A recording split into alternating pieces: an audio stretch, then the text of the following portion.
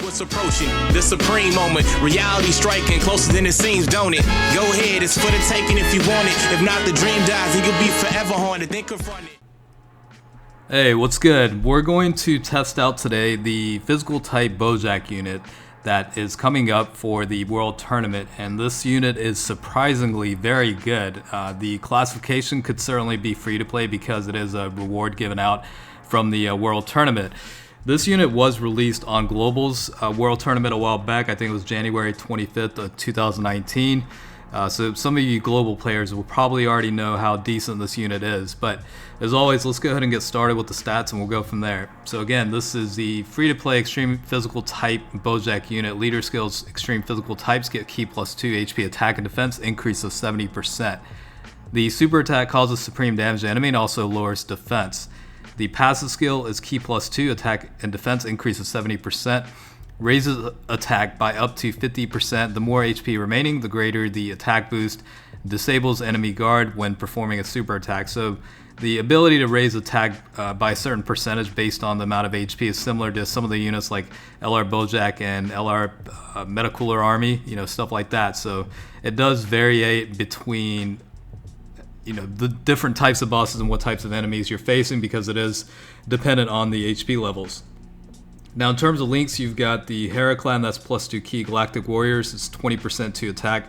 Big Bad Bosses is attack and defense, increase of 25% when HP is 80% or below.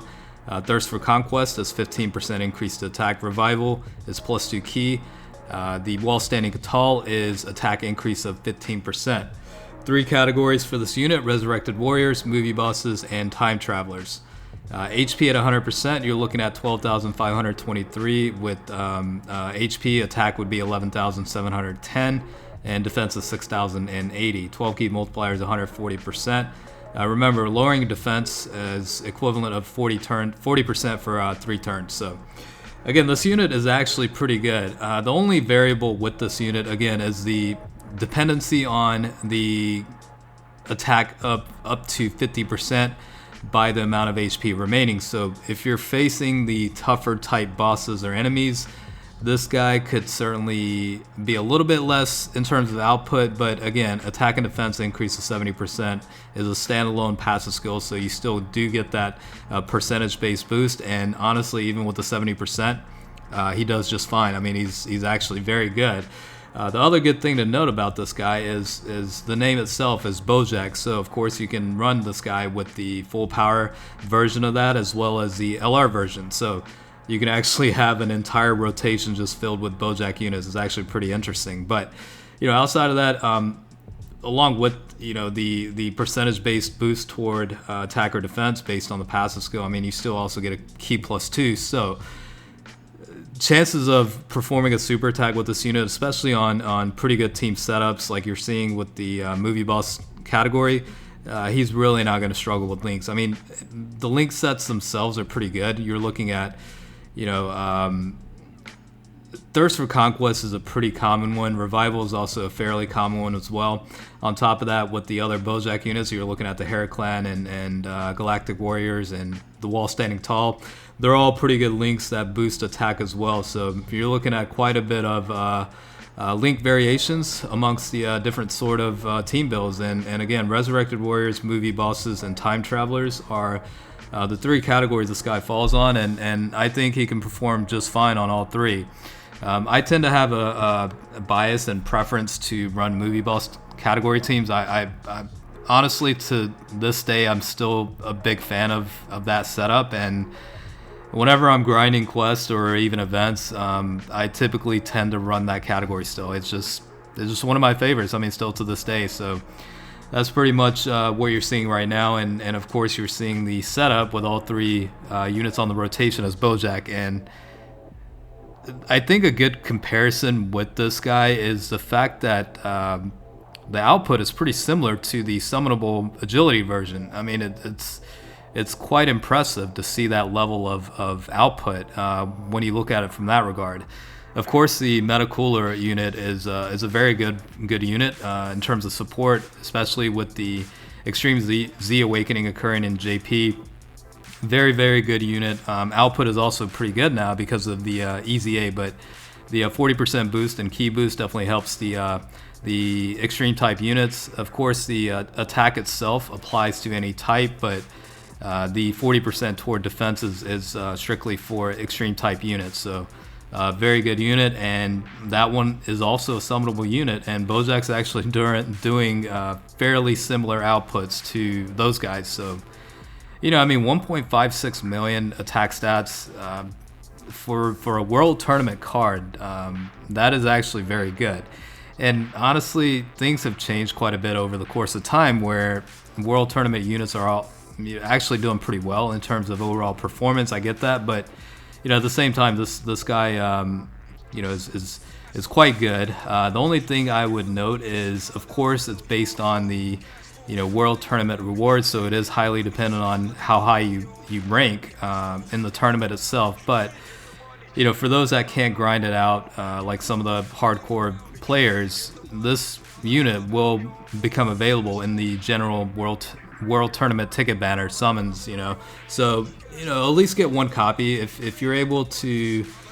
I can't remember what the exact requirement was. It was either 23 million or something like that in overall points. You're able to get one copy, or at least secure one copy. So, you know, might as well grind it out, get the rewards. You get Dragon Stones and a bunch of orbs and Kais out of it. So at least, you know, do enough to fulfill all the missions. You'll get one copy of this guy. Maybe later on, if you don't place high enough, you might be able to pull this unit on the general world tournament tickets. So, you know, overall, I mean, yeah, this guy is surprisingly good.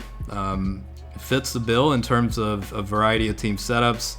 Again, the only drawback with this unit is the secondary passive of that 50% maximum increase toward attack is dependent on the HP levels. So, you know, again, like, you don't necessarily want to bring this unit on obviously Legendary Goku event and stuff like that. Maybe Battlefield is probably fine. I think Super Battle Road is a little bit subjective. I think you'll have to, you know, it really depends on the overall team and how well they perform in terms of defensive abilities, because at the end of the day, HP levels are dependent on how good your defense is. So I would certainly keep that in mind when factoring in placement of this unit over certain others in a team setup, whether that's the movie bosses, Resurrected Warriors, or the Time Travelers. But I think overall, for a free-to-play unit, this is very, very solid.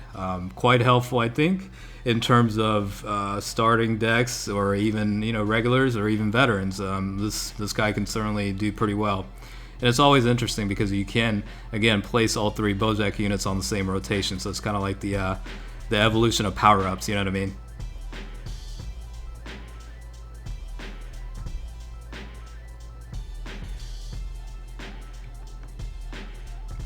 Eventually, some of these World Tournament units will get Dokkan Awakens. It's happened for a few of them already, but some of them do have to wait a little bit longer than others. Of course, this is going to be a new one, and JP Global's already had it for a while, close to about, what is it, like 8 months or whatever, 10 months. So maybe Global will end up getting the Dokkan Awakening first before JP does, but either way, even with the, you know, base UR state, this guy's very good. And with the TUR state, this guy can potentially be very phenomenal. I mean, you saw that with the, what was it, the Kid Chi-Chi unit. You know, she was pretty decent with the original state. And then once she was transcended, she just became absolutely monstrous, especially with that passive skill. So, you know, we'll see what happens. Time will tell what, you know, what kind of improvements we're looking at. But the other thing to note is, you know, EZAs for any unit really is a thing now. I mean, you're talking about old obsolete units getting Extreme Z Awakenings and becoming pretty phenomenal. I mean, there's quite a few examples of that.